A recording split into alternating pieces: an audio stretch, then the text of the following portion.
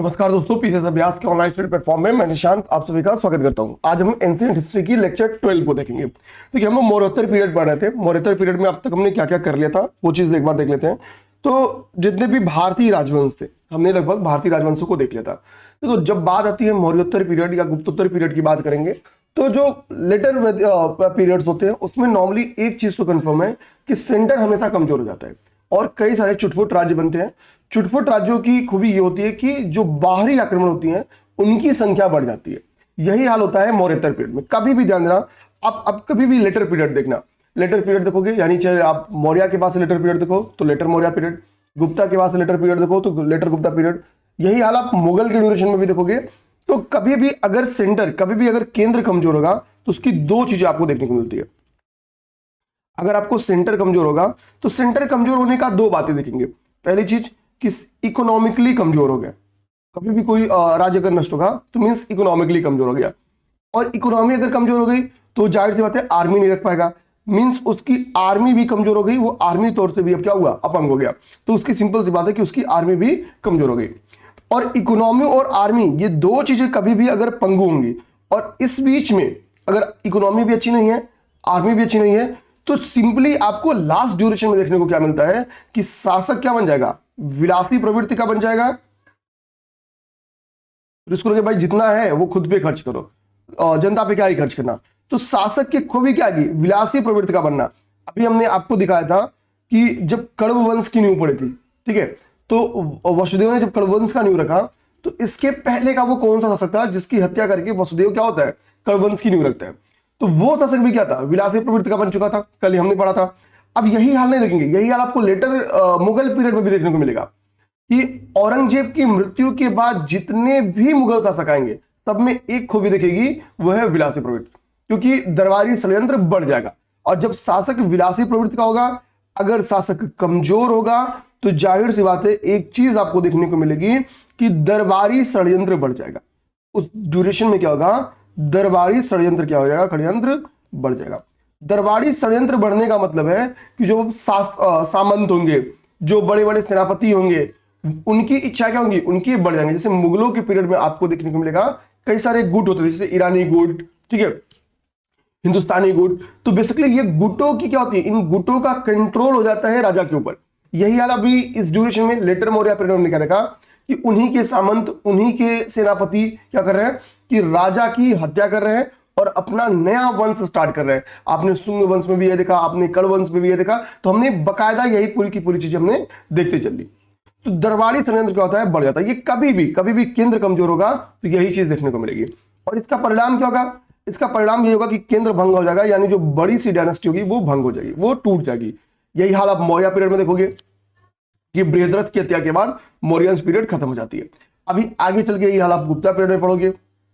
यही हाल अभी medieval period में आप दिल्ली सल्तनत में देखोगे कि वो 5 डायनेस्टीज के बाद दिल्ली सल्तनत भी क्या होती है, खत्म होगी और बाबर आके जीत लेगा।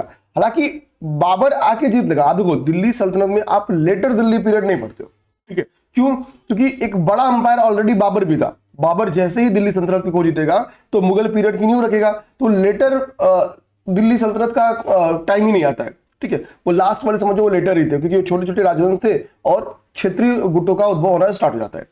तो मीन्स क्या कि उसके बाद से सीधे आपकी मुगल सल्तनत आ जाती है और वो एक बड़ी अंपायर थी।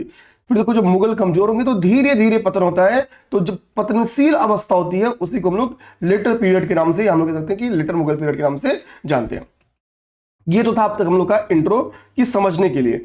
अब हम लोग देखेंगे कि इस ड्यूरेशन में क्या होगा। जैसे मान लो अब शासन अगर कमजोर हो जाएगा तो जो बाहरी राज्य हैं उनकी इच्छाएं क्या होंगी, बढ़ जाएंगी। इच्छा कैसे बढ़ जाएगी कि भाई अब यही समय है कि XYZ पर्सनालिटी को हरा के हम क्या कर सकते हैं, गद्दी पा सकते हैं। जैसे भाई जब बड़ी मौर्यन पीरियड, जब इतनी बड़ी मौर्यन, अब यहाँ पे एक बार फोटो देखो। अब सोचो ये हमने सुंगा उंगा देखा, अब तक यहाँ पे कौन थे, अब तक यहाँ पे आपको देखने को मिलेगा कि भाई मौर्यन पीरियड था। अब धीरे धीरे कई सारी डायनेस्टीज आ रही हैं, कई सारी डायनेस्टीज आ रही हैं। तो पश्चिमी जो यमन लोग थे, या हम लोग जो पश्चिम क्षेत्र में जो विदेशी शासक थे, उनकी इच्छा बनेगी चल भाई अब हम भारत को विजय करते, भारत को जीतते हैं। इसमें एक दो शासक नहीं, इंडो ग्रीक को भी लगेगा, शक को भी लगेगा, पहलो को भी लगेगा, कुषाण को भी लगेगा कि भाई यही समय है अब हमको चल के भारत पे कंट्रोल स्टेब्लिश करना चाहिए। इनमें से क्योंकि मैक्स क्या है, बर्बर जातियां हैं, यायावर जातियां हैं, तो सिंपली क्या है, उनके लिए युद्ध ही एकमात्र विकल्प था। तो उनकी इच्छा होगी कि चल भाई हम लोग भारत पे विजय करते हैं। भारत पे विजय की इच्छा क्यों पर हुई? क्योंकि उनको पता है कि अब यहाँ पे मौर्यंस नहीं है, यानी सुसंगठित सेना नहीं है, ये बहुत बड़ी इकोनॉमिक ताकत नहीं है, ये अपने में टूट चुके हैं, तो बड़ी आर्मी लाके खड़ा नहीं कर पाएंगे। यही कारण होगा कि पश्चिमी आक्रमण यहां से आपको देखने को मिलेगा, स्टार्ट होना मिल जाएगा। अब जब पश्चिमी आक्रमण स्टार्ट होगा तो भाई अगर कोई क्षेत्रीय राज्य भी है, सफल राज्य है, स्ट्रॉन्ग राज्य है, तो वो अपोज कर लेगा, रोक लेगा, जैसे सुंगा ने रोकते हैं। सुंगों ने बेसिकली पश्चिमी आक्रमण को रोका था, लेकिन जो नहीं रोक पाएगा तो फाइनली क्या होंगे, आगे चल के पश्चिमी आक्रमण सफल हो जाएगा। और उसी का एक एग्जांपल आपको मिलता है हिंदू यवन, हिंदू यवन या बैक्टीरियाई आक्रमण, बैक्टीरियन अटैक। तो पहला जो हम लोग कह सकते हैं कि आफ्टर मौर्यन पीरियड जो हमारे पास ऊपर भारत के ऊपर जो पश्चिमी आक्रमण होता है वो होता है हिंदू यवनों का या बैक्टीरियाई अटैक होता है। अब देखो बैक्टीरियाई अटैक में हम लोग बेसिकली दो शासकों के नाम हम लोग देखते हैं जो इंपॉर्टेंट है आपके लिए। इस बीच में ये जो पश्चिमी शासक आ रहे हैं, जो विदेशी शासक आ रहे हैं, आपकी कल्चर में आप जानना, आपकी अभी सोसाइटी में हम लोग पढ़ेंगे कि सोसाइटी की यही इंपॉर्टेंस भी होती है, वो यहां पे आएंगे और हमारे बन जाएंगे और एक मिश्रित संस्कृति का जन्म होगा। ठीक है, कुछ पोशाक पहनना उनका हम सीख लेंगे, तो हमारे वास्तुकला के निर्माण को वो सीख लेंगे, हमारे धर्म को वो धारण कर लेंगे। अब ये चीज देखो, एक शासक का नाम हम लोग पढ़ते हैं वो है डिमेट्रियस। डिमेट्रियस हम लोग कह सकते हैं कि हिंदू यवनों में पहला सफल शासक था जिसने भैया आता है और सिंधु और पंजाब वाले बेल्ट पे क्या करेगा, विजय प्राप्त करेगा। और डिमेट्रियस जिस वंश का था उस वंश का नाम क्या था, तो उस वंश का नाम था यूथिडेमस वंश। ध्यान देना, इस वंश का नाम था आपके यूथिडेमस वंश। ओके, ये देखो यहाँ पे आपको यूथिडेमस वंश दिख रहा होगा, तो ये बेसिकली यूथिडेमस वंश का से संबंधित था। और यूथिडेमस वंश की डिमेट्रियस ने भारत के सिंध और पंजाब वाले बेल्ट पे क्या किया, अपना कंट्रोल एस्टेब्लिश कर लिया। अब जाहिर सी बात है जब वो सिंध और पंजाब वाले बेल्ट पे अपना कंट्रोल एस्टेब्लिश करेगा तो यहाँ पे यूथिडेमस वंश का क्या आ गया, शासन आ गया। राजधानी क्या बनाई, तो राजधानी इसने अपनी बनाई साकल या फिर सियालकोट, दोनों बात ही है। आज हम लोग सियालकोट के नाम से जानते हैं और तब इसको साकल के नाम से जानते थे। तो डिमेट्रियस के बारे में बस इतनी जानना कि ये यूथिडेमस वंश का था, इसने सिंध एवं पंजाब पे कंट्रोल एस्टेब्लिश किया और इसकी कैपिटल क्या थी, तो इसकी कैपिटल थी साकल, और आज के साकल की हम लोग तुलना कर सकते हैं सियालकोट से। ओके, देखो अब एक बार पेपर में क्वेश्चन बन के आ जाए कि भाई वो कौन से दो डायनेस्टी थी या कौन सा वो दो वंश था जो वो भारत पे कंट्रोल एस्टेब्लिश करता, वो ऐसा कौन सा इंडो ग्रीक दो वंश था। देखो तो जब डिमेट्रियस भारत में विजय करेगा, जब वो क्या होगा, मान लो कि भारत में जब वो इंटर करता है, भारत में विजय करेगा, तो इंटर करते समय क्या होगा कि भाई बैक्टीरिया में विद्रोह हो जाता है। इस बैक्टीरिया वाले पोर्शन में क्या हो जाएगा, पश्चिमी क्षेत्र में विद्रोह हो जाएगा। इसी के एक अपने शख्स ने विद्रोह कर दिया, उस शख्स का नाम क्या था, उस शख्स का नाम था यूक्रेटाइडिस। यूक्रेटाइडिस क्या करेगा, विद्रोह कर देगा। अब जब यूक्रेटाइडिस बैक्टीरिया में विद्रोह करेगा तो भाई अब कहां पे, डिमेट्रियस तो भारत में विजय कर रहा है और इसके अपने घर में इसी के एक बंदे ने जिसका नाम था यूक्रेटाइडिस, यूक्रेटाइडिस ने बैक्टीरिया पे विद्रोह करके कंट्रोल स्टार्ट कर लेगा। और बेसिकली भारत में देखेंगे तो भारत के सिंध वाले बेल्ट पे ये अपना खुद का नियंत्रण स्थापित कर लेगा समय काल में। आगे चल के भारत के सिंध वाले बेल्ट पे कौन कंट्रोल कर लेगा, तो यूक्रेटाइडिस। और इसी सिंध पे पहले किसका कंट्रोल है, तो डिमेट्रियस का, डिमेट्रियस का। तो यानी आपको भारत में दो इंडो ग्रीक डायनेस्टी दिख रही है, एक डायनेस्टी जिससे डिमेट्रियस संबंधित था जिसका नाम था यूथिडेमस वंश, और दूसरी डायनेस्टी वो जो विद्रोह करने के बाद आई यानी यूक्रेटाइडिस के देखरेख में, उस डायनेस्टी को हम लोग कहते हैं यूक्रेटाइडिस डायनेस्टी या यूक्रेटाइडिस वंश। आगे बात समझ में फिर से क्लियर समझना। देखो डेमेट्रियस पहला सफल आक्रमण किया और सिंध और पंजाब पे इसने कंट्रोल एस्टेब्लिश किया, सिंध और पंजाब पे कंट्रोल एस्टेब्लिश किया। तो जब ये पंजाब विजय कर रहा था, इसी बीच में बैक्टीरिया में इसी के एक इंसान था, इसी का एक जो भी समझो इसी के वंश का था जिसका नाम था यूक्रेटाइडिस। यूक्रेटाइडिस को यही अवसर लगेगा और वो बैक्टीरिया पे कंट्रोल करने के मकसद से क्या करेगा, बैक्टीरिया में विद्रोह कर देगा। किसके अगेंस्ट, तो डेमेट्रियस के अगेंस्ट विद्रोह कर देगा। और विद्रोह का क्या परिणाम निकलेगा कि भाई ये क्या करेगा कि डेमेट्रियस के कुछ जगहों पे अपना कंट्रोल एस्टेब्लिश कर लेगा, जैसे भारत के सिंध पे भी इसने अपना कंट्रोल एस्टेब्लिश कर लिया। तो इसी के क्वेश्चन बनता है कि यूथिडेमस वंश का भी भारत पे कंट्रोल था और यूक्रेटाइडिस डायनेस्टी का भी भारत पे कंट्रोल था। अब इन दो के बारे में हमको बस यही जानना था, इसके अतिरिक्त और हमको कुछ और नहीं जाना था। यूक्रेटाइडिस में जानना कि आगे कुछ और भी शासक आते हैं, जैसे एंटी आल्किडस नामक एक शासक आता है और हर्मियस नामक एक शासक आता है। तो ये दोनों शासक का संबंध था जो यूक्रेटाइडिस डायनेस्टी था। हर्मियस का नाम आगे चल के मिलता भी है कहीं कहीं। तो हर्मियस और एंटी ऑल्किडस, अच्छा ये दोनों प्रमुख शासक नहीं है, ये क्रम से यूक्रेटाइडिस के बाद से एंटी ऑल्किडस आता है और इसके बाद से आपकी हर्मियस आता है। तो ये क्रम के अनुसार शासक है, ये क्रमानुसार शासक है। मैं यहाँ पे लिख भी दे देता हूं, क्रमानुसार है, ठीक है। तो कल को आपको यूक्रेटाइडिस डायनेस्टी के शासकों को अरेंज करने के लिए आ जाए तो यूक्रेटाइडिस था, फिर ठीक है एंटी ऑल्किडस था, फिर हर्मियस था, ये क्रम भी है, ठीक है, क्रम भी है। तो अंतिम प्रमुख हम लोग कह रहे हैं कि इंडो ग्रीक शासक कौन रहा, तो हर्मियस था। अंतिम प्रमुख या अंतिम शासक हम लोग कह सकते हैं हर्मियस था। ओके, अब इसमें देखो हम लोग सबसे इंपॉर्टेंट, अगर हम लोग इंडो ग्रीक्स में सबसे इंपॉर्टेंट शासक देखें, हमने मिनांडर का नाम ऑलरेडी सुना हुआ है। आपसे बताओ कि मिनांडर का नाम आपने कहां सुना था? कल इसके पहले की क्लास में हमने आपको बताया था कि हमने मिनांडर का नाम, अगर आप सबको याद होगा तो मिनांडर का नाम हमने एक बार सुना था। आप नहीं भी अगर आपको याद है तो आप एक बार बताओ। अच्छा, पेपर में बहुत फेमस टॉपिक है मिनांडर। आप आरओ का आउट हुआ पेपर देखो, वहां भी क्वेश्चन था, 23 के यूपीपीसीएस में भी क्वेश्चन था, दोनों में मिनांडर पे क्वेश्चन था, ठीक है। तो मिनांडर क्यों इंपॉर्टेंट है? तो देखो मिनांडर एक ऐसा शासक है जो आएगा और स्टेब्लिश शासक। अब देखो भाई डिमेट्रियस सोमेट्रियस आएंगे तो भारत में लड़के स्टेब्लिश होंगे और पिताजी बाबा जी स्टेब्लिश हो चुके हैं। तो अब मिनांडर क्या करेगा, स्टेबल हो चुका है और इसको अभी मतलब पहला शासक थोड़ी ना है, तो स्वीकार्यता यानी पब्लिक की स्वीकार्यता बढ़ चुकी है इस इंडो ग्रीक शासकों की। और जब ये आएगा मिनांडर तो मिनांडर देखेगा भाई कि इस समय बौद्धिज्म बहुत तेज से फैल रहा है और बौद्ध धर्म में इसकी इंटरेस्ट जगेगा। ये कहेगा भाई मैं क्या करता हूं, भारत में विद्यमान तत्कालीन सभी धर्मों में श्रेष्ठ धर्म ये मानेगा बौद्ध धर्म को और ये बौद्ध धर्म को एक्सेप्ट करेगा। बौद्ध धर्म को अगर शासक एक्सेप्ट करता तो क्या कंक्लूजन निकलेगा, मतलब वो उस चीज को एक्सेप्ट नहीं कर रहा है, केवल उसकी संरक्षण को भी बढ़ावा देगा। तो सीधा सा मतलब है, आपको कल को मेंस में लिखना रहे कि बौद्धिज्म के प्रसार के क्या कर रहे थे, तो हम कई सारे शासकों का नाम पढ़ते जा रहे हैं। पहले हम कई सारे शासक का नाम पढ़ रहे हैं। अभी हमने अशोका का भी पढ़ा था कि अशोका ने भी संरक्षण प्रदान किया, अभी आप मिनांडर पढ़ रहे हो। तो मिनांडर ने भी क्या किया, बौद्ध धर्म को संरक्षण प्रदान किया था और बौद्धिज्म को जब मिनांडर संरक्षण प्रदान करेगा मींस कि बौद्धिज्म का प्रचार होगा उस क्षेत्र में, ठीक है। अब देखो यहां पे आपको दो पर्सनालिटी हैं, एक मिलिंद पन्नो नागसेन की एक बुक है। ये क्या है, नागसेन की एक बुक है। नागसेन कौन है, तो यह एक बौद्ध भिक्षु है। नागसेन क्या है, एक बौद्ध भिक्षु है, एक विद्वान बौद्ध भिक्षु है। इन दोनों के लोग के बीच में कुछ डिस्कशन हुए, ठीक है, इन लोग के बीच में कुछ वाद विवाद हुए हैं, डिस्कशन हुए कुछ मुद्दों को लेके, और उसी वाद विवाद का संग्रह है क्या, मिलिंद पन्नो। तो क्वेश्चन बन के आएगा कि मिलिंद पन्नो निम्नलिखित में से किसके बीच में वाद विवाद है? तो नागसेन और मिनांडर। अक्सर क्या करता है, नागसेन की जगह नागार्जुन लिख के आपको डाउट में फंसाएगा।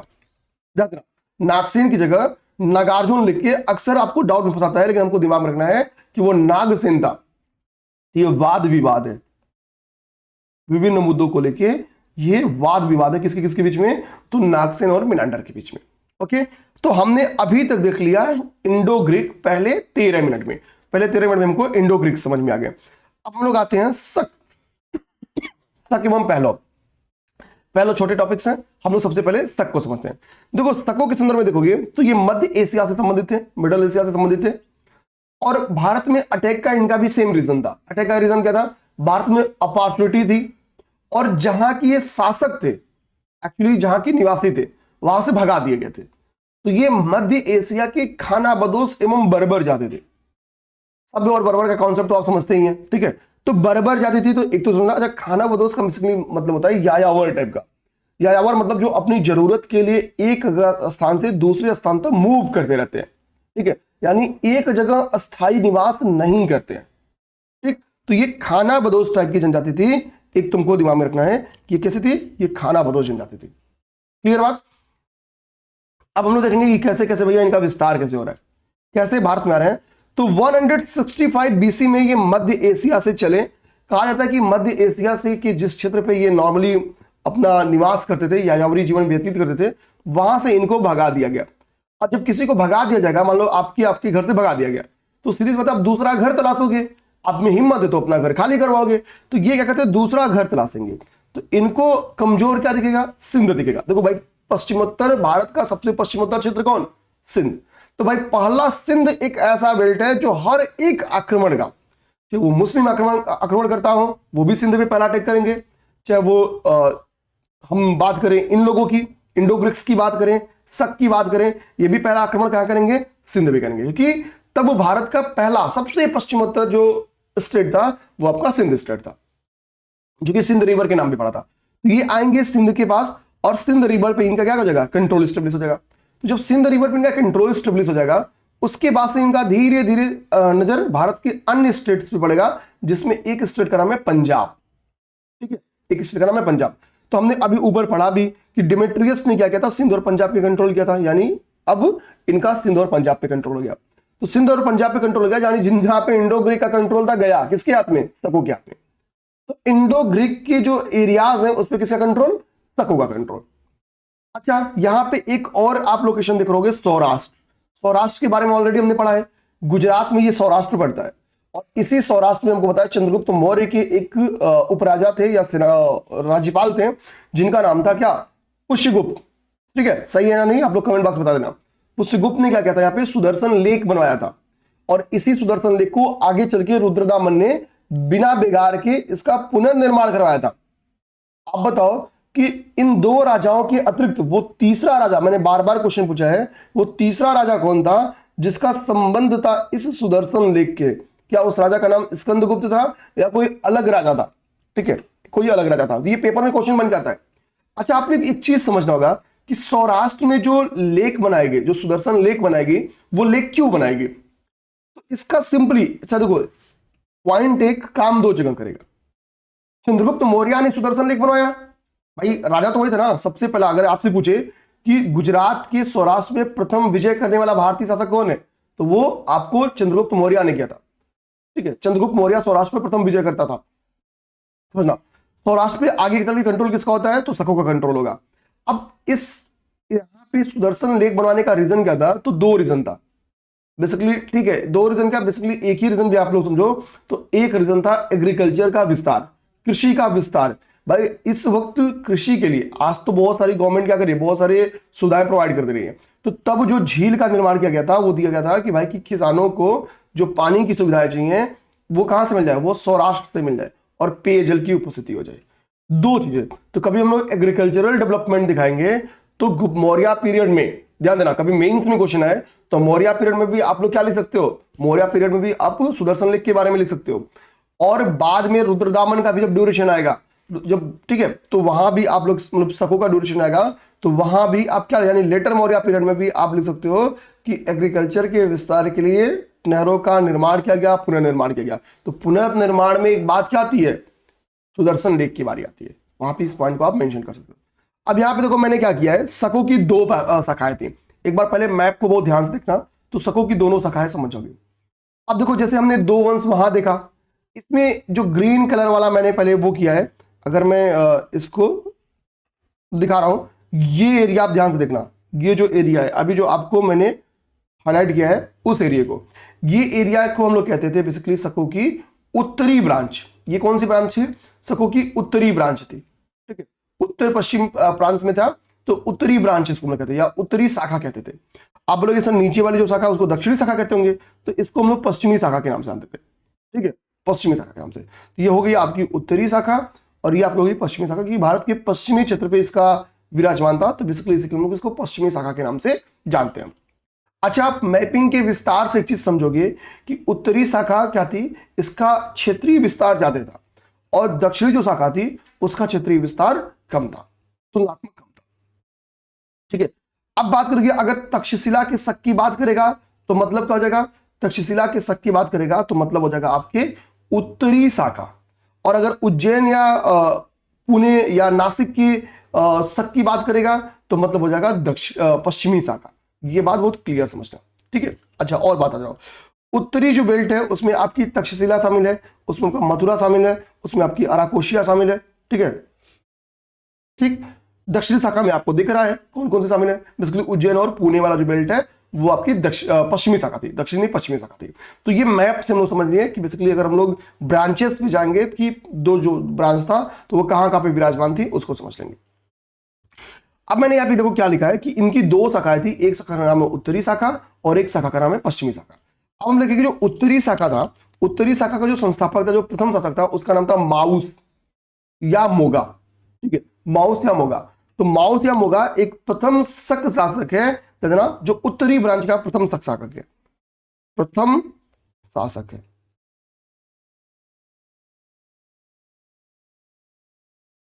आगे समझे, तो ये प्रथम शासक है।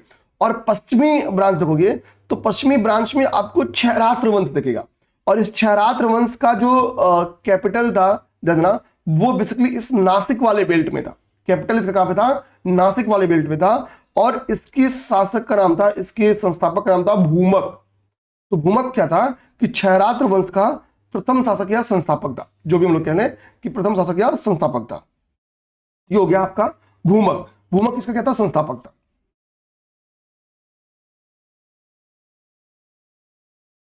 या प्रथम शासक था।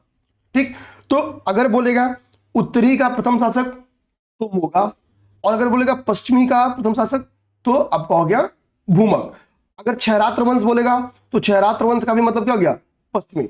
ये नासिक वाला बेल्ट होता है इनका, नासिक बेल्ट में इनका कंट्रोल था। देखो मैंने यहीं पे नासिक के इर्द गिर्द आपको लिख दिया है क्षयरात्र वंश के एस्टेब्लिशमेंट था। और मैंने उज्जैन का साथ क्या लिखा है कि यहाँ पे आप देखो, ठीक है, यहाँ पे उज्जैन में आगे चल के भी एक कादर्मक वंश भी आपको देखने को मिलेगा। ठीक है, अच्छा अब लोग बात करते हैं इसी इसी पश्चिमी ब्रांच का एक शासक था नहपान। और नहपान के बारे में हमने ऊपर पढ़ा है, ध्यान देना। अगर आपको नहपान में दिखाऊं, देखो यहाँ पे नहपान, तो गौतमी पुत्र सातकर्णी ने क्या किया था? नहपान से लड़ाई लड़ी थी। हम लोगों ने इसके पहले वाली क्लास में एक बात क्या पढ़ी है कि गौतमी पुत्र सातकर्णी ने नहपान को पराजित किया था। तो आपके दिमाग में क्या था कि सर नहपान कौन था? तो यहीं से समझो नहपान कौन था। तो नहपान एक शक शासक था, और किस ब्रांच का? तो पश्चिमी ब्रांच का एक शक शासक था, जिसका वंश कौन सा था?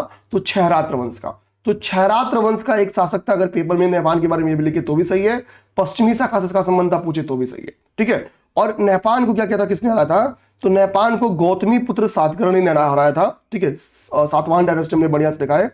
और इसकी जानकारी कैसे मिलती है? तो इसकी जानकारी हमको कुछ क्वाइंस से, कुछ सिक्कों से इसकी जानकारी मिलती है। और ये सिक्के कहां पे हैं? नासिक के समीप पाए गए। और हमको पता है क्षयरात्र वंश का सेंटर क्या था? तो क्षयरात्र वंश का केंद्र था नासिक। तो नासिक के समीप क्यों पाए गए हैं, ये भी रीजन समझ लें। नासिक के समीप एक लोकेशन है जोगलथंबी, जोगलथंबी से सिक्के पाए गए थे। और इन सिक्कों से क्या पता चलता है कि भाई नहपान वालों की मैंने क्या किया, मैंने अपनी कॉइन छपाई। तो मैं लिखवाऊंगा कि मैं शासक नहपान ये सिक्के जारी करता हूं स्थिति को, ठीक है, और ये मेरा प्रतीक चिन्ह है। लेकिन जब गौतमी पुत्र सातकर्णी जीतेगा तो क्या लिखवाएगा कि मैं गौतमी पुत्र सातकर्णी, ठीक है, नीचे लिखवाएगा उसका नाम काट के, या ऊपर कहीं जगह उगर रहेगा उसमें लिखवा देगा।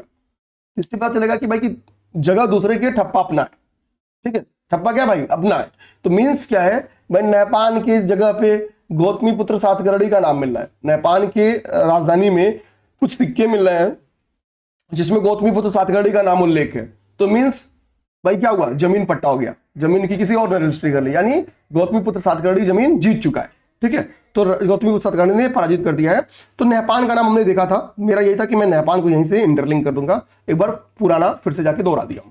अब ध्यान देना, शकों का सबसे जो बड़ा या महान शासक आता है, सबसे महान, अगर हम लोग शकों के सबसे महान शासक की बात करें तो वो रुद्रदामन का नाम आता है। Rudradaman one of the best, बेहतरीन शासक था। ठीक है, अब देखो रुद्रदामन का संबंध आपके था कात्रमक वंश से। ध्यान देना, स्क्रीन में जो मैप है वो ध्यान से देखना। तो कात्रमक डायनेस्टी, कात्रमक डायनेस्टी बेसिकली समझना, जो क्षयरात्र वंश था पश्चिमी का, तो पश्चिमी शाखा का जो क्षयरात्र वंश था वो नासिक पे कंट्रोल किया हुआ था। और जो उज्जैन पे जो वंश कंट्रोल किया हुआ था उसका नाम था काद्रमक वंश। इस काद्रमक वंश का जो संस्थापक था उसका नाम था चस्टन, चस्टन या चस्टन, ये संस्थापक था। क्षयरात्र वंश का कौन था? भूमक। उत्तरी ब्रांच का कौन था? माउस या मोगा। तो चस्टन क्या था? संस्थापक था। और इसी काद्रमक डायनेस्टी का कौन था? रुद्रदामन। क्षयरात्र वंश का कौन था? नहपान। ठीक है, तो हमने रुद्र नहपान को भी क्लियर समझा, रुद्रदामन इसलिए एकदम मैप से बहुत क्लियरिटी के साथ समझाता चल रहा हूं ताकि किसी को कोई डाउट ना हो। तो यहां पे हमने देख लिया रुद्रदामन को। अब इसी रुद्रदामन के बारे में हम लोग डिटेल में यहां पे देखने वाले हैं। तो रुद्रदामन के बारे में देखते हैं। हमने अभी देखा था क्या कि भाई गौतमी पुत्र सातकर्णी ने किसको हराया? तो गौतमी पुत्र सातकर्णी ने, हमने देखा कि नहपान को हरा दिया। गौतमी पुत्र सातकर्णी ने नहपान को पराजित कर दिया। नहपान को पराजित कर दिया मतलब किसको पराजित कर दिया? शकों को पराजित कर दिया। अब शक क्या करेंगे? शक किसको दिल पे ले लेंगे। इसी तरीके से मैंने आपको बताया था कि जब हम नंद वंश पढ़ रहे थे तो नंद वंश को हमने पढ़ाया, तो नंद वंश का संस्थापक कौन था? महापद्म नंद। महापद्म नंद योग्य शासक भी था, तो वो कलिंग पे अटैक करता है, कलिंग विजय करेगा और वहां पे नहर तो निर्माण करवाएगा ही कराएगा, लेकिन जिन की मूर्ति क्या करेगा, ऋषभ देव जी की मूर्ति उठा के लेते आएगा कहां पे, मगध में। अब मगध से जिन की मूर्ति, मगध में जिन की मूर्ति जो स्टेब्लिश रहेगी, वो मगध वासियों को बार बार बताएगी कि भाई हमने विजय करके लेके आया, इसको विजय करके लाए हैं। मतलब क्या है, मतलब है कि कलिंगा हमेशा अपने आप को सर्व प्रतीत करेगा। अब कलिंग में कोई तो महान शासक आएगा जो अगर मगध से जिन की प्रतिमा वापस लाके कलिंग में रखेगा तो कलिंग की प्रतिष्ठा की पुनर्वापसी करवाएगा। और आप बताओ, हम लोग पढ़ चुके हैं वह कौन सा कलिंग शासक था, चेदी डायनेस्टी का, जिसने मगध पे विजय प्राप्त किया और वापस जिन की प्रतिमा को लाके मगध में कलिंगा में स्टेब्लिश करता है। यानी कलिंग की प्रतिमा की जो प्रतिष्ठा थी उसकी पुनर्वापसी करता है। इस बात को हम लोग ऑलरेडी पढ़ चुके हैं, बस इसको कमेंट बॉक्स में कमेंट कर देना है। ओके, हर एक चीज को लिंक करते चल रहा हूं। तो यानी क्या था, वहां भी प्रतिष्ठा का सवाल था और यहां भी प्रतिष्ठा का सवाल है। भाई हमारा ही भले से ठीक है, एक पटीदार है, 6 रात्र वंश का था नहपान, लेकिन नहपान को हरा देने का मतलब क्या है भाई, पटीदार को भले हरा दिए है तो भाई वो सखी। रुद्रमान कहेगा भाई एक काम करो, गौतमी पुत्र सातकर्णी ना सही, उनके पुत्र तो हैं वशिष्ठी पुत्र पुलवामी, तो वशिष्ठी पुत्र पुलवामी को कहेगा भाई चुनौती देते हैं, आ जाओ मैदान में। वशिष्ठी पुत्र पुलवामी जाएंगे, रुद्रदामन से लड़ाई होगा और यहां पे क्या होगा, पराजित होगा। वशिष्ठी पुत्र पुलवामी पराजित हो जाएंगे, यानी सातवाहन डायनेस्टी पराजित होगी। अब बात शर्त रखाएगा, तो शर्त रखाएगा तो रुद्रदामन उल्टा, देखो हमेशा क्या होता था, विजेता अपोजिट की बेटी से शादी करता था, बहन से शादी करता था। लेकिन रुद्रदामन बोलेगा कि भाई देखो हम लफड़ा नहीं पालना चाहते, तुम अपनी गद्दी उद्दी संभालो, को कोई दिक्कत नहीं है, हमारे पास एक पुत्री है, आपको क्या करना है, इस पुत्री से शादी करना है, ठीक है। अब बोलोगे सर ये कौन सी बात हुई, तो देखो वशिष्ठी पुत्र पुलवामी क्या करेगा, वशिष्ठी पुत्र पुलवामी रुद्रदामन की बेटी से शादी करेगा। और वशिष्ठी पुत्र पुलवामी, सातवाहन डायनेस्टी ने ब्राह्मणों और बौद्धिज्म दोनों को संरक्षण प्रदान किया है। मेनली ब्राह्मण धर्म के सपोर्टर थे ये लोग, लेकिन ब्राह्मणों के सपोर्टर थे, लेकिन बौद्धिज्म को भी इन्होंने सपोर्ट खूब किया है। तो जाहिर सी बात है जो वशिष्ठी पुत्र पुलवामी का जो ड्यूरेशन था, हमारा कुछ लोग मानते हैं कि ये ब्राह्मण शासक थे, तो ये क्या करेंगे, ये अंतर जाति विवाह को क्या करेंगे बताओ, समर्थन करेंगे या नहीं करेंगे। तो सिंपल सी बात है, अब रुद्रदामन शक है, दूसरे जाति का है, ठीक है, दूसरे वर्ड का है, ईमानदारी से अगर हारा नहीं होता वशिष्ठी पुत्र पुलवामी तो शादी नहीं करता, क्योंकि ये वर्ड व्यवस्था को स्टेब्लिश करते थे। सातवाहन काल का जब हम लोग मौर्योत्तर पीरियड पढ़ते हैं, तो मौर्योत्तर पीरियड की सोसाइटी की यही विशेषता है, पैरेलली कई सारी चीजें बताता चल रहा हूं, ध्यान से देखना। तो सोसाइटी की यही विशेषता है कि वो बेसिकली वर्ड व्यवस्था को मेंटेन करने की कोशिश करते हैं, ठीक है। यानी एक जाति का दूसरी जाति में विवाह अगर वर्ड चेंज है तो वो नहीं करने देते हैं। लेकिन यहां पे क्या कर रहे हैं, खुद विवाह कर रहे हैं, क्यों भाई हारे हो तो शर्त है ये। अब यहां पे क्या हुआ, यहीं पे सोसाइटी का चेंजिंग देखने को मिल रहा है। अब तक अंतर जाति विवाह नहीं होगा, लेकिन भैया आप तुम हारे हो तो कर रहे हो। तो इसका मतलब नॉर्मली मौर्योत्तर पीरियड की व्यवस्था थी कि अंतर जाति विवाह नहीं होता था, लेकिन इसको कुछ पालन हुए, कुछ उदाहरण भी मिले हैं।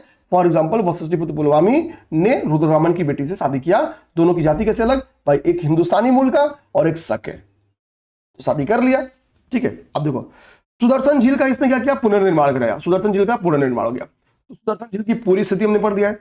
अच्छा, सुदर्शन झील का पुनर्निर्माण रुद्रदामन खुद थोड़ी कुदाल लेके जाएगा कर रहे हैं, ये इसका एक मंत्री था, उस मंत्री का नाम था सुविशाख। ये बोलेगा सुविशाख से भाई एक काम कर, तू जा और तुमको क्या करना है कि वहां पे एक सुदर्शन लेकर उसका निर्माण करवा देना है। और रुद्रदामन से संबंधित बहुत सारी जानकारियां हमको जूनागढ़ अभिलेख से मिलती है, जूनागढ़ इंस्क्रिप्शन से मिलती है। जूनागढ़ इंस्क्रिप्शन की विशेषता यह है कि ये विशुद्ध संस्कृत में लिखा गया एक इंस्क्रिप्शन है, विशुद्ध संस्कृत में, ठीक है। ये विशुद्ध संस्कृत में लिखा गया एक इंस्क्रिप्शन है, विशुद्ध संस्कृत में लिखा गया इंस्क्रिप्शन है, ये भी हम लोग समझ गए। अब देखो, अब हमने सक बहुत पढ़ दिया, 13 मिनट हमने पढ़ा था इंडो ग्रीक, 39 मिनट क्लास हो गई, यानी हम लोग लगभग 17 मिनट के करीब में हमारी क्लास पहुंच गई है शकों के ऊपर। अब शक को बस एंड करते हैं। एंड कैसे करेंगे, बस ये समझो कि पश्चिमी शकों का जो अंतिम शासक था, या जो पश्चिमी शकों का अंतिम शासक था, उसका नाम था रुद्र सिंह तृतीय। अब हम बोल रहे हैं कि शकों का अंतिम शासक रुद्र सिंह तृतीय है। इसी बीच में भारत में भाई ये जो छोटे छोटे शासक है ना, अभी कमजोर पड़ रहे हैं, और भारत में एक महान डायनेस्टी की नींव पड़ रही है, जिस डायनेस्टी को हम लोग कहते हैं गुप्ता पीरियड, और गुप्ता पीरियड को हम लोग स्वर्ण काल के नाम से भी जानते हैं।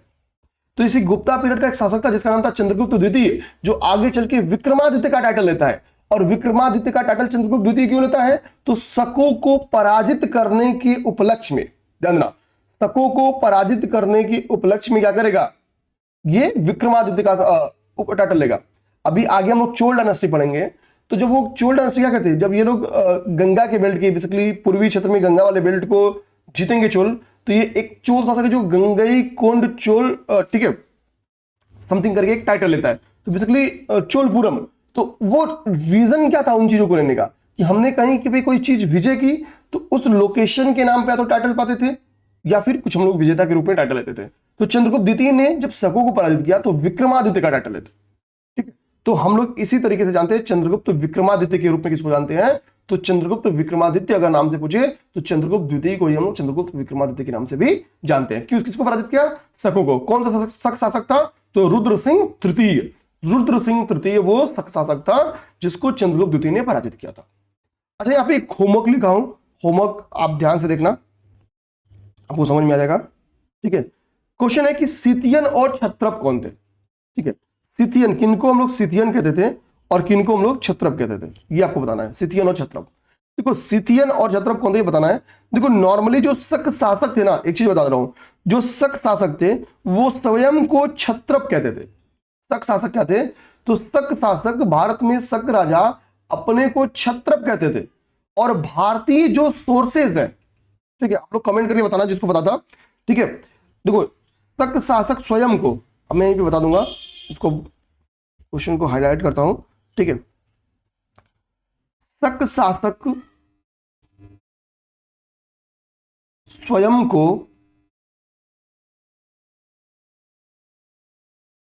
क्षत्रप कहते थे, स्वयं को क्षत्रप कहते थे। और सिथियन कौन थे? तो सिथियन बेसिकली कहा जाता था भारतीय स्रोतों में, भारतीय स्रोतों में शक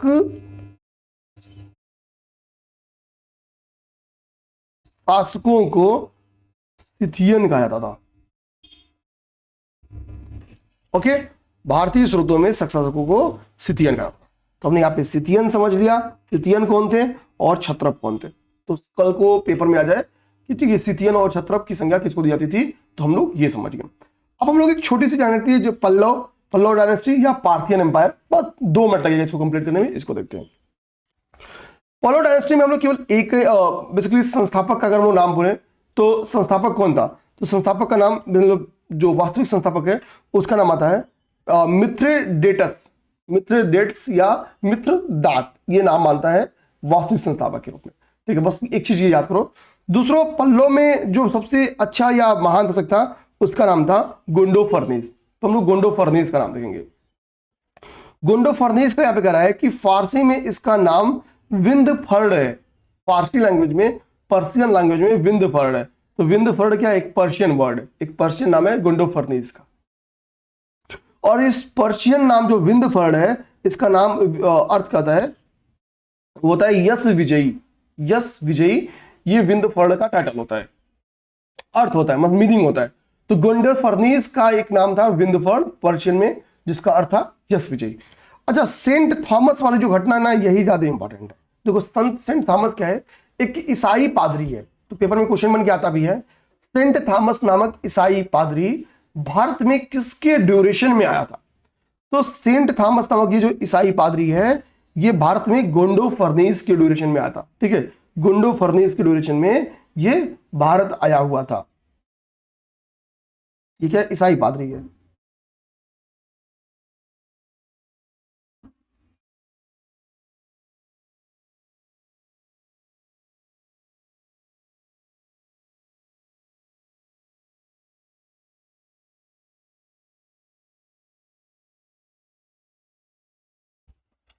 ओके, ये भारत आया। अच्छा, इसी के समय का एक अभिलेख है, एक इंस्क्रिप्शन है, आपसे पेपर में क्वेश्चन आ जाए तो ध्यान देना कि एक तख्ते बही अभिलेख है। तख्ते बही अभिलेख का जो संदर्भ है, जो संबंध है, वो बेसिकली यहीं से है, मतलब गोंडोफर्नेस से ही है। और ये तख्ते बही इंस्क्रिप्शन बताता है कि जो पेशावर वाला बेल्ट है, पेशावर पे कंट्रोल किसका था? तो गोंडोफर्नेस का था। तो तख्ते भाई अभिलेख का संबंध किससे हो गया? तो गुंडो फर्नेस से संबंध हो गया आपका तख्ते भाई अभिलेख का, तख्ते भाई अभिलेख का। ये चीज हमने समझ लिया, ठीक है। अब अंतिम जो आज की हमारी क्लास है वो है कुषाण डायनेस्टी के ऊपर। अब तक हम लोग की 35 मिनट की क्लास हो गई है, मैक्सिमम 15 मिनट की क्लास में आपकी कुषाण डायनेस्टी कंप्लीट कर देंगे। तो कुषाण अगर हम लोग लेटर मौर्यन पीरियड में देखें तो गैर भारतीय राज्यों में सबसे इंपॉर्टेंट जो है वो है कुषाण डायनेस्टी। इनको यूची और तोकरी कहा जाता था, बेसिकली इसी कबीले से इनका संबंध था। तो यूची और तोकरी कबीले से चूंकि इनका संबंध था, यूची और तोकरी भी इनको हम लोग कहते थे। क्या कहते थे? यूची और तोकरी कहते थे। इसको अगर मैं हाईलाइट करता हूं तो ये हो गया यूची और तोकरी। अब इसका जो कुषाण वंश का संस्थापक है तो संस्थापक का नाम है कुजूल कड़फिसेस। कुजूल कड़फिसेस क्या है? तो ये कुषाण वंश का आपका हो गया संस्थापक, कुषाण वंश का संस्थापक हो गया। सिक्कों पर इसने यवन शासक हर्मियस तथा दूसरे भाग पर कुजूल का नामोल्लेख था। ठीक है, इसके सिक्कों पर यवन शासक हर्मियस का, इसके भाई क्वाइंस की क्या है? 2 फलक हो गए, 2 फ्लैग हो गए, ठीक है, चितपट, हेड, टेल। तो इसके एक हिस्से पे हर्मियस का नाम मिलता है। हर्मियस का नाम मैंने आपको कहां दिखा था? इंडो ग्रीक शासकों में आप हर्मियस का नाम यहां पाते हो कि यूक्रेटाइडिस डायनेस्टी का था हर्मियस। मैंने क्या बोला? आगे आप जाके हर्मियस का नाम पाते हो। तो हर्मियस का नाम कहां पाते हो? तो कुजूल कैडिफिसिस के स्क्वाइंस पे आपको हर्मियस का एक साइड नाम दिखता है, और इसके दूसरे भाग पे क्या है?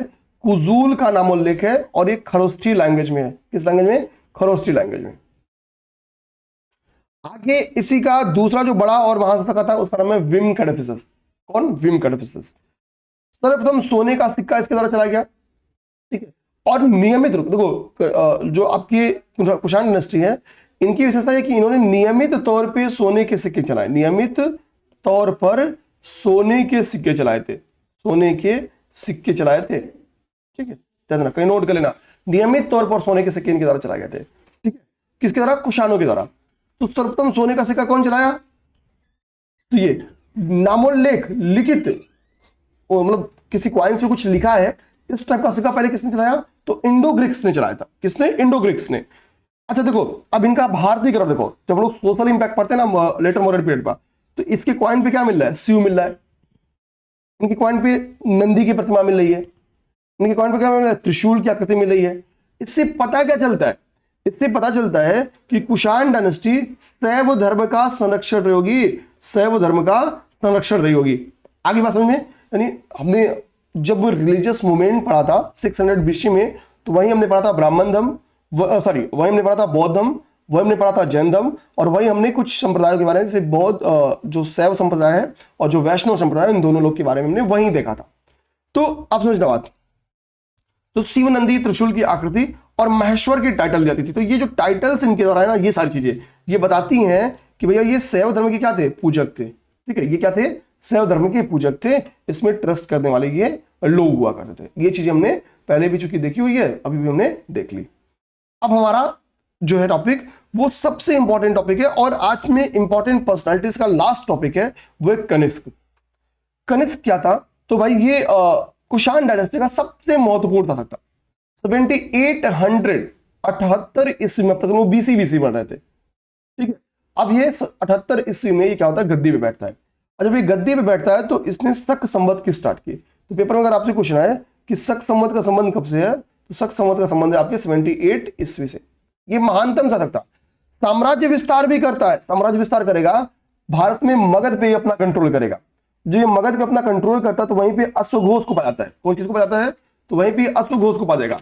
अश्वघोष ने कहेगा भाई तुम यहाँ क्या कर रहे हो, तुम हमारी राजधानी चलो। राजधानी इसकी कहां थी कनिष्क की? तो पुरुषपुर। पुरुषपुर को आज हम लोग पेशावर के नाम से भी जानते हैं। तो पुरुषपुर पेशावर इसकी क्या थी? कैपिटल थी। ये अश्वघोष को लेकर कहां चला जाएगा? पुरुषपुर पेशावर। तो अश्वघोष पहले कहां था? अश्वघोष पहले मगध में था, बाद में कहां चला जाएगा? तो पेशावर चला जाएगा। अश्वघोष का नाम हम लोग कहां पढ़ते हैं? तो चतुर्थ बौद्ध संगीति में भी हम पढ़ते हैं कि ये भाई एक उपाध्यक्ष था। अश्वघोष क्या था? तो चतुर्थ बौद्ध संगीति में ये उपाध्यक्ष के पद पे था, ठीक है। अध्यक्ष कौन था बताओ? और अश्वघोष ने बुद्ध चरित्र और सूत्रालंकार नामक किसी क्या है? रचनाएं हैं। तो यहीं पर अगर मैं बोलूं कि अश्वघोष की 2 रचनाओं के नाम लिख दो, यहीं पर रचना क्या आता है? तो यहां पर इसका रचना आता है बुद्ध चरित्र, बुद्ध चरित्र और सूत्रालंकार। ये 2 रचनाएं किसकी हैं? अश्वघोष की ही रचना है। अब देखो अक्सर क्या करता है, बुद्ध चरित्र को बुद्धगुप्त से मैच करा देगा और क्या सही है। तो बुद्ध चरित्र किसका लिखा हुआ है, अश्वघोष का लिखा है। इसी तरह हर्ष चरित्र को मैच करा देगा हर्षवर्धन से। तो हर्ष चरित्र कौन लिखे है, कमेंट करके बता दो भाई, हर्ष चरित्र हर्षवर्धन नहीं लिखे, अब बता दो कौन लिखा है। तो बुद्धगुप्त किसका लिखा है, अश्वघोष का लिखा हुआ है। ठीक है, अब अश्वघोष कहां चला गया, तो भैया चला गया कनिष्क की राजधानी में। तो यानी अश्वघोष किसकी राज्यसभा में एंटर किया, तो कनिष्क की। तो अश्वघोष के साथ साथ पार्श्व हो, वसुमित्र हो, ये भी किसकी राज्यसभा में रहते हैं, तो ये भी रहते हैं आपके कनिष्क की राज्यसभा में। वसुमित्र के बारे में अगर आप लोग जानना चाहते हैं जानना, ठीक है, तो यही वसुमित्र जो थे ये अध्यक्ष थे चतुर्थ बौद्ध संहिता के। चतुर्थ बौद्ध संहिता के अध्यक्ष कौन थे, वसुमित्र थे। और अश्वघोष कौन थे, तो उपाध्यक्ष थे। अध्यक्ष कौन थे, वसुमित्र। तो मित्र जो थे वो क्या थे, वो अध्यक्ष थे। वसुमित्र की अगर हम लोग रचना जानने की कोशिश करें तो महाविभाष्य शास्त्र इनकी रचना है। महाविभाष्य शास्त्र, तो मौर्यकालीन जो लेटर मौर्यकालीन लिटरेचर्स जो है, अब उसको नहीं पढ़ाऊंगा। महाविभाष्य शास्त्र क्या है, इनकी रचना है। ठीक है, क्योंकि कल भी कुछ लिटरेचर्स बताया था, आज भी बता रहा हूं। तो महाविभाष्य शास्त्र क्या है, इनकी रचना है। तो महाविभाष्य शास्त्र अपने आप में बौद्धिज्म की एक बहुत बड़ी रचना है। ठीक है, इतनी यहां पे बेसिकली कहा जाता है कि इसमें बौद्ध की जो जातक कथाएं उन पे टीका है। बौद्धिज्म की जातक कथाओं के ऊपर, जातक कथाओं के ऊपर एक टीका है ये महाविभाष्य शास्त्र। और इसको बौद्ध धर्म का विश्व कोश कहा जाता है। इसको बौद्ध धर्म का क्या कहा जाता है, विश्व कोश कहा जाता है। बौद्ध धर्म का विश्व कोश कहा जाता है।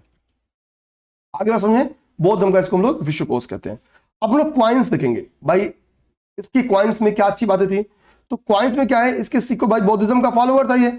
बौद्धिज्म का जब ये फॉलोअर था तो इसने अपने सिक्के पे भगवान बुद्ध का क्या किया, अंकन किया है। इसके सिक्के पे बुद्ध का अंकन मिलेगा। तांबे के सिक्कों पर बलि देते हुए दिखाया गया, यानी इसके कुछ क्वाइंस थे जिसमें बलि प्रथा के साक्ष्य मिलते हैं। अब बोलोगे सर एक तरफ तो ये बौद्धिज्म का फॉलोअर और एक तरफ ये क्या कर रहा है, बलि दे रहा है। बौद्धिज्म तो अहिंसा को बढ़ावा देता है। तो सिंपल सी बात है, खैर ठीक है कोई दिक्कत नहीं, लेकिन मिलता है। अगर आपके पेपर में क्वेश्चन आ जाए कि इसके सिक्के पे बुद्ध का अंकन है, तो बिल्कुल सही बात है। चतुर्थ बौद्ध संहिता इसी के डायरेक्शन में हो रही है। बौद्धिज्म का फॉलोअर है, बौद्धिज्म का संरक्षक है, इसमें कोई डाउट नहीं है। लेकिन इसके तांबे की कॉइन्स में बलि देते हुए दिखाया गया, ये भी सच्चाई है।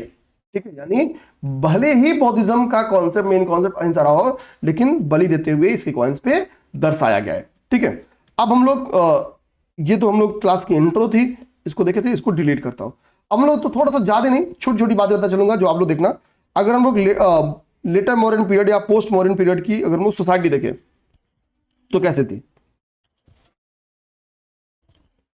अगले 5 से 7 वीडियो की क्लासेस कंप्लीट हो जाएंगी। ठीक है, तो वीडियो कैसे लगी एक बार कमेंट करके जरूर बताना। पोस्ट मौर्यन सोसाइटी,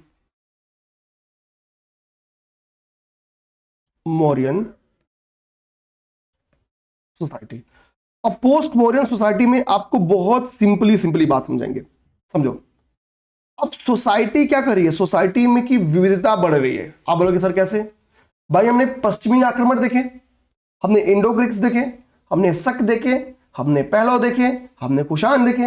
ये भारतीय मूल के थे नहीं, लेकिन भारतीयकरण इनका हो रहा है। इनकी कोई महेश्वर की टाइटल ले रहा है, कोई शैव धर्म का उपासक बन रहा है, कोई बौद्धिज्म का उपासक बन रहा है, मीन्स इनका भारतीयकरण हो रहा है। लेकिन भारत में शासक वर्ग हमेशा किस वंश का माना जाएगा, क्षत्रिय माना जाएगा। भाई जो क्षत्रिय वही शासक। हालांकि भारत में सभी वर्णों के शासक बने, ऐसा नहीं कि किसी वर्ण का शासक नहीं बना, सभी वर्ण के शासक बने, लेकिन मेनली क्षत्रिय वर्ग। तो अब बात थी कि अगर हम लोग इन विदेशियों को भारतीयकरण करते हैं तो इनको क्षत्रिय में रखना पड़ेगा। तो इनको हम लोग जिन क्षत्रिय वर्ग में रखते हैं उनका नाम था व्रात्य क्षत्रिय। इनको क्या कहते हैं, व्रात्य क्षत्रिय कहते हैं। ये व्रात्य क्षत्रिय का टाइटल देते हैं। तो आपको सोसाइटी की पसंद आनी पड़ेगी तो आप व्रात्य क्षत्रिय लिखेंगे। ठीक है, दूसरा भारतीय संस्कृति की विविधता में बढ़ावा मिला, यानी भारतीयकरण हुआ। भारतीय संस्कृति की इनका एक समझना कि भारतीयकरण की पॉइंट को एक समझा देते हो कि अब इनका नाम, अभी ऊपर नाम क्या है, गोंडोफर्नीज। ये नाम कभी भारतीय नाम हो सकता है? अब नाम देखो पहले, ऊपर नाम क्या है इनका, डिमेट्रियस, मिनांडर, अभी भारतीय नाम है। ठीक है, रुद्रदामन, गोंडोफर्नीज, ठीक है, विम कैडिफिसेस, उड़ुल कैडिफिसेस, ये भारतीय नाम नहीं है। लेकिन समय के साथ इनके बच्चे, फिर उनके बच्चे, फिर उनके बच्चे आएंगे तो अब नाम भी हमारी तरह लगाएगा। कैसे, धर्मदेव, ऋषभदत्त, अग्निवर्मन, ये आगे चल के इनकी वंशजों का नाम होता है। तो यही हो गया इनका भारतीयकरण, स्टार्ट हो गया। ठीक है, ठीक। अच्छा, लेट चूंकि हम केवल विदेशी का देख नहीं रहे हैं, तो हम लोग पूरे पोस्ट मॉडर्न पीरियड की सोसाइटी देख रहे हैं।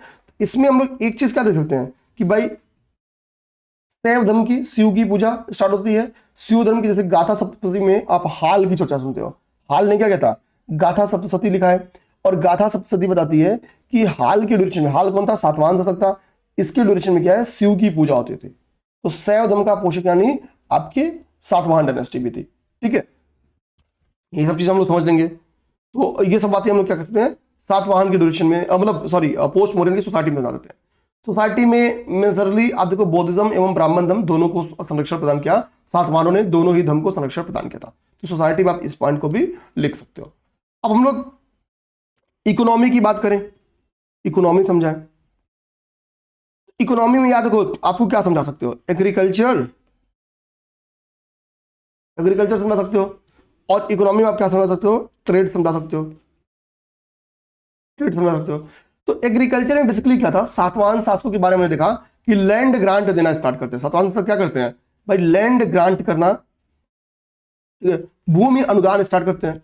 इन्होंने सबसे पहले ब्राह्मणों एवं बौद्धों को भूमि दान दिया, सबसे ज्यादा ब्राह्मणों को दान दिया। तो ब्राह्मणों को सबसे पहले जो भूमि अनुदान मिलना स्टार्ट हुआ था वो सातवाहन शासकों ने दिया।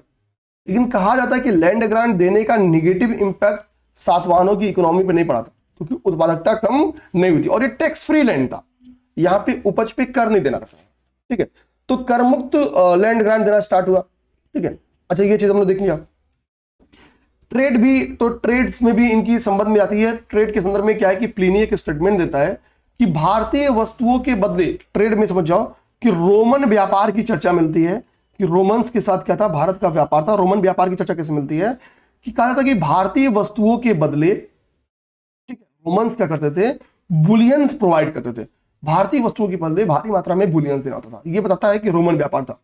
अच्छा, कुशानों ने सिल्क रूट पे कंट्रोल किया था, और सिल्क रूट से सिल्क का व्यापार तभी हो पाएगा जब क्या दो, बुलियंस दो। किसको, कुशानों। भारी मात्रा में सोने के सिक्के लेते थे कुशान।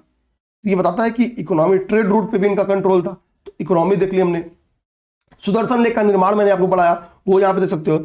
इतनी सारी क्वाइंस पढ़े हम लोग, तो क्वाइंस भी आप लोग यहीं पे चर्चा कर सकते हो। क्वाइंस के बारे में भी आप यहीं पे इसकी इकोनॉमी में चर्चा कर सकते हो।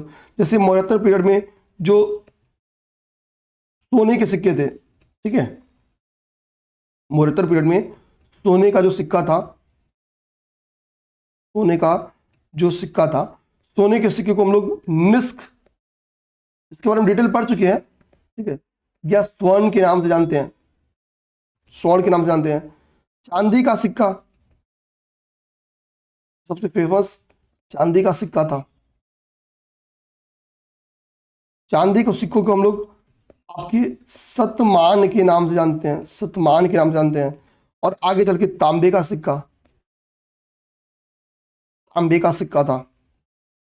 तांबे के सिक्का जो मौर्योत्तर पीरियड में सबसे फेमस तांबे का सिक्का था, उसको हम काकड़ी के नाम से जानते थे, काकड़ी के नाम से जानते थे। ये क्वाइंस हो गया, ये क्वाइंस हो गया। ये प्रीलिम्स के लिए इंपॉर्टेंट टॉपिक हो गया। ये भी क्या है, प्रीलिम्स के लिए इंपॉर्टेंट है। ठीक है, आप यूपी दो, आरओ दो, दोनों के लिए बहुत ज्यादा इंपॉर्टेंस रखते हैं। ठीक है, ये चीज हम लोग समझ गए। अच्छा, यहाँ की बात से आपको बता दूं, कनिष्क का जब हमने ड्यूरेशन पढ़ा था, तो पार्श को पढ़ा, वसुमित्र को पढ़ा, अश्वघोष को पढ़ा। ठीक है, नागार्जुन भी इन्हीं के ड्यूरेशन में रहते थे, नागार्जुन भी इन्हीं के ड्यूरेशन में रहते थे। तो आप चाहो तो, स्पेस नहीं है, नहीं भी होगा तो मैं कुछ तो बताऊंगा। ठीक है, यहीं पे लिख दे रहा हूं नागार्जुन के बारे में। नागार्जुन भी इन्हीं के ड्यूरेशन में रहते थे, दरबार में इनके नागार्जुन भी थे। ठीक है, नागार्जुन के संदर्भ में समझ जाना, नागार्जुन बेसिकली दार्शनिक और वैज्ञानिक दोनों थे। इनको मार्टिन लूथर, भारत की मार्टिन लूथर, या लोग कह सकते हैं कि मार्टिन लूथर से इनकी तुलना की जाती थी। तो किसकी तुलना मार्टिन लूथर से की जाती थी, तो इनकी तुलना मार्टिन लूथर, भारत का मार्टिन लूथर इनको कहा जाता था। किसको, नागार्जुन को। ठीक है, इन्होंने क्या किया था, इनकी एक ग्रंथ थी जिसका नाम था माध्यमिक सूत्र, ध्यान देना, इनकी ग्रंथ है जिसका नाम है माध्यमिक सूत्र। और इसमें इन्होंने क्या किया है, सापेक्षता के सिद्धांत पे चर्चा किया। इसमें इन्होंने, भाई वैज्ञानिक भी थे, तो इन्होंने इसमें सापेक्षता के सिद्धांत पर चर्चा किया है, सापेक्षता के सिद्धांत पर चर्चा किया।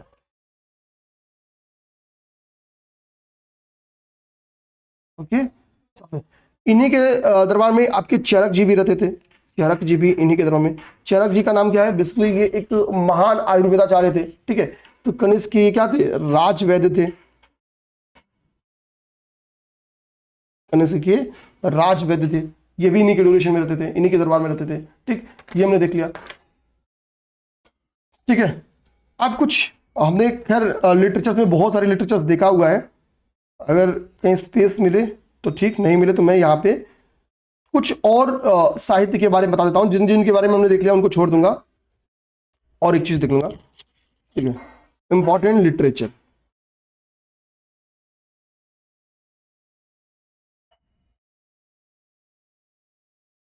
लिटरेचर या साहित्य, ओके।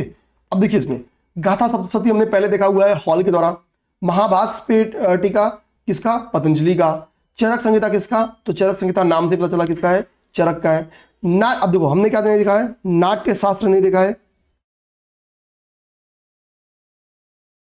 नाट्य शास्त्र, तो नाट्य शास्त्र किसका हो गया? भरत मुनि, ठीक है, भरत मुनि नाट्य शास्त्र। कामसूत्र दंडना हो गया कामसूत्र, तो कामसूत्र किसका हो गया? वात्स्यायन, ठीक है, वात्स्यायन, वात्स्यायन, ठीक है। अब देखो, अब हमने सौदरानंद और बुद्धचरित तो खैर देखा है। यहाँ पे बुद्धचरित किसका यहाँ पे देखा है? सूत्रालंकार देखा है। अच्छा, यहाँ पे और को अश्वघोष का और भी बता दूं, यहीं पे आप सौंदरानंद कर सकते हो, सौंदरानंद भी यहाँ पे कर सकते हो आप लोग, सौंदरानंद, ठीक है। इस इन्हीं का हो गया, इनको छोड़ते हैं। भास का एक बुक है, यहाँ पे ध्यान देना आपका, उसका नाम है स्वप्न वासवदत्ता। ये महाकवि भास का है। तो 10 लिटरेचर हमने देखा है, 3 लिटरेचर से छूट गए थे, ठीक है, जिसको हमने यहाँ पे देख लिया। यहीं पे अपनी क्लास को आज हम लोग क्लोज करेंगे। सारी चीजें हमने कंप्लीट कर लिया है। हम कल से स्टार्ट करेंगे अपना लास्ट टॉपिक, वो है गुप्ता पीरियड। अब हम लोग चूंकि संगम पीरियड भी पढ़ना है, तो मुझे लगता है कि 2 से 3 क्लास, एक क्लास में तो गुप्ता पीरियड नहीं हो पाएगा, क्योंकि और भी चीजें हम लोग को पढ़नी है। तो 2 क्लास में आपका गुप्ता और लेटर गुप्ता खत्म होगा, और एक क्लास में आपका संगम पीरियड खत्म होगा, यानी 3 क्लास में आपकी पूरी की पूरी एंशिएंट खत्म हो जाएगी, ठीक है। मिलते हैं नेक्स्ट क्लास में। जय हिंद, जय भारत।